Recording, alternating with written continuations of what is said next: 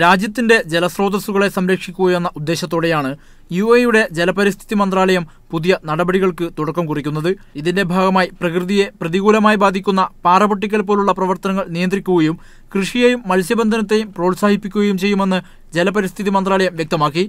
കൃഷിഫാമുകളിലെ ആവശ്യങ്ങൾക്കായി ഭൂഗർഭജലമെടുത്ത് ഉപ്പ് വേർതിരിക്കുന്ന ചെറുകിട സംവിധാനങ്ങൾ നിയന്ത്രിക്കാൻ രാജ്യത്ത് പ്രത്യേക നിയമനിർമ്മാണത്തിന് നീക്കമുണ്ടെന്നും റിപ്പോർട്ടുകൾ പറയുന്നു.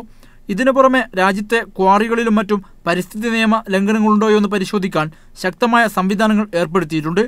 രാജ്യത്തിന്റെ ജലസ്രോതസ്സുകളെ സംരക്ഷിക്കാൻ സർക്കാർ നേരത്തെ തന്നെ നിരവധി നടപടികൾ കൈക്കൊണ്ടിട്ടുണ്ടെന്നും പ്രകൃതിദത്ത ജലസംരക്ഷണം മെച്ചപ്പെട്ടിട്ടുണ്ടെന്നും ഡോക്ടർ റാഷിദ് ബിൻ ഫഹദ് പറഞ്ഞു. അവസാന വർഷം രാജ്യത്ത് 313 സ്ഥലങ്ങളിൽ ജലസംവിധാനങ്ങൾ, ക്വാറികൾ എന്നിവ പരിശോധിച്ചിരുന്നു. നിയമലംഘനം കണ്ടെത്തിയതിനെ തുടർന്ന് 27 അടപ്പിക്കുകയും 23 മുന്നറിയിപ്പ് നൽകുകയും ചെയ്തു. മുൻവർഷത്തെ കണക്കുകളെ അപേക്ഷിച്ച് നിയമലംഘനങ്ങൾ കുറഞ്ഞുവരുന്നുണ്ടെന്നും ഡോക്ടർ റാഷിദ് ബിൻ ഫഹദ് കൂട്ടിച്ചേർത്തു. രാജ്യം കൃഷിയുടെ കാര്യത്തിൽ കൂടുതൽ പുരോഗതി നേടിയിട്ടുണ്ട്. 1970-ൽ 5600 കൃഷിത്തോട്ടങ്ങളായിരുന്നു രാജ്യത്തുണ്ടായിരുന്നത്.